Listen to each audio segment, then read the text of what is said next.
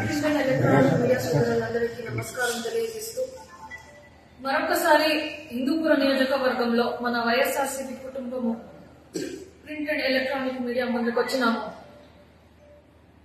ముందుగా నేను కూటమి ప్రభుత్వాన్ని ఈరోజు ఒక విషయం తెలియజేస్తున్నాను. వాళ్ళకి మద్యం స్కీమ్ అనేది ఈరోజు వాళ్ళు చాలా విజయవంతంగా అన్ని చోట్ల తీసుకొచ్చినారు. విజయవంతమైంది. ఈ రోజు దాన్ని ఎలా ఫలితాలు ఇస్తున్నాయని మేము మన హిందూపుర నియోజకవర్గంలో నిన్న మధ్యాహ్నం నుంచి చూస్తున్నాము. ఏమిటంటే ఒక సంఘటన జరిగింది అనమాట.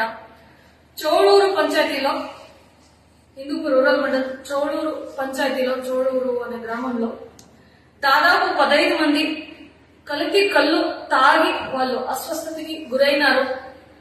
వాళ్ళు ఇక్కడ వైద్యం పొంది నిన్న సాయంత్రం ఏమో బెంగళూరు ఆసుపత్రికి బయలుదేరినారని మనకి విషయం తెలిసింది. పోయినప్పుడు వాళ్ళు ఎవరు మాట్లాడే అటువంటి పరిస్థితిలో వాళ్ళు లేరు. ఇది పరిస్థితి.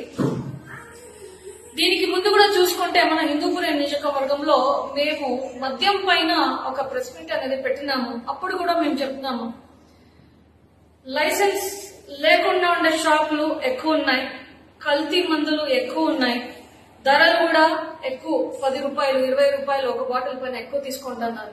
ఇదే కాకుండా ఈ నెల అక్టోబర్ 13వ తారీఖు కూడా మేము కల్తీ మందుల పైన ఒక ధర్నా చేసి ఎక్సైజ్ డిపార్ట్మెంట్ వాళ్ళకి రిక్విజిషన్ లెటర్ ఇచ్చి వచ్చినాం.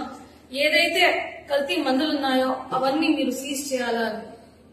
ఈ రోజు ప్రాణాలు పోగొట్టుకునే పరిస్థితి కూడా వచ్చింది హిందూపుర నియోజకవర్గంలో. దీన్ని ఖండిస్తూ ఇది ఎక్కువైతే కాన ప్రతి ఒక్కరూ రోడ్డుపైకి ఎక్కి వచ్చి మేమందరం ప్రజల పట్ల నిలబడి పోరాడతామని తెలియజేస్తూ కూటమి ప్రభుత్వానికి మేము హెచ్చరిస్తున్నాము.